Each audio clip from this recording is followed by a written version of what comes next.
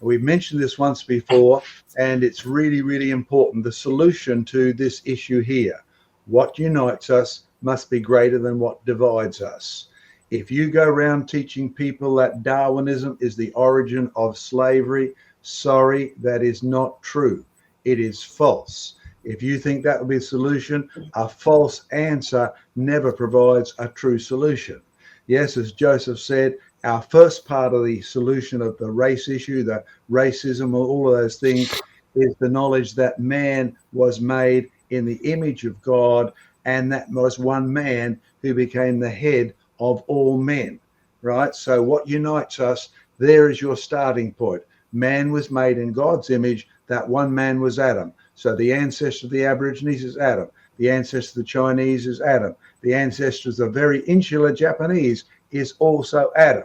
Now, next week we'll deal with how do you get to have such funny eyes, you Europeans, or what about your weird skin color, you Scots people? We'll deal with that issue. But they're trivial way down the bottom. What unites us must be greater. Now, it's not just God who created, because the interesting thing is your New Testament teaches the God who created is Jesus Christ. Yes, there's Father, Son, and Spirit, but it was the Son whose image we were first made in. Jesus Christ is the creator, which is the reason he became the savior. So there is your starting place for the solution. Okay, the problem, of course, as Joseph pointed out, is that Adam's image was defaced by the problem called sin. And it affects black people the same as it affects white people. If you go around saying the issue is we need political solutions, we need more rights for black people, less rights for white people, etc., you are lying. You are leading people down a garden path that goes nowhere helpful. What unites us must be greater than what divides us. Yes, when you look at the cultural aspects, you can't just say, give them money, make them all one culture. I was living in a little country town, and there were do-gooders, usually from Canberra, usually from a very consolidated European culture. And they came to the little mining town I was working in, and they said, we must build housing for the Aboriginal people living out on the edge of the desert in their little bark huts. They need to be better accommodated. And the locals said, don't waste your money. And the do-gooders who had the money said, let's build them a whole housing block. So they did. What was interesting is over the next 10 years, because I was there watching it, they started with 4 houses in this block, and then the Aborigines moved into 4 houses, and then winter came and it got cold. So they took the wood from the 4th house and burnt it in the 3rd house.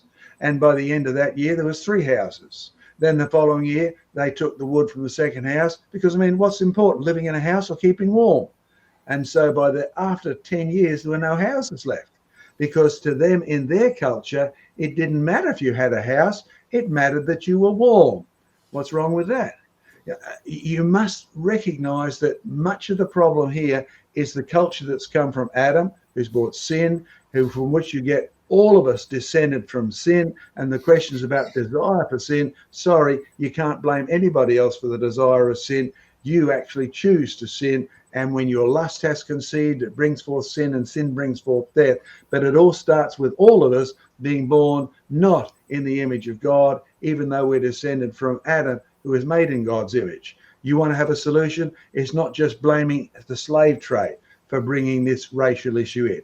White people have slaved white people. You must acknowledge the real history. And the father of all history, Jesus Christ, his only solution is sin is the problem. You must humble yourselves and submit. But don't think that's going to be the total problem. It wasn't the problem for the Greeks and the Hellenes and the Jews. It isn't a problem today. In fact, if you want to pursue this even further, it is not just Christ and Christ alone that you need, but there's another clue which we don't have time to take up at the moment. It's interesting to note that in the new heavens and new earth, the tree of life is mentioned. And it says the leaves are for the healings of the nations. Ever thought about that? Nations are separate groups. They're separate Roshes. The Jews descended from Abraham specifically and from Judah in isolation. When you look at the Scottish people, who's our Rosh? Well, it certainly isn't Abraham, right? And when you look at all of these issues, There's a problem here called sin, and it affects culture. And don't think that just everyone becoming a Christian, there's your clue. That's the thing that's greater than all of us. But don't go around denying any issue, either one or both of the issues that exist. Yes, my culture is different than the Jewish culture. What problems are good? It's different from the Aboriginal culture. Don't deny any of those things, but your solution must be greater than anything that divides. That's probably good.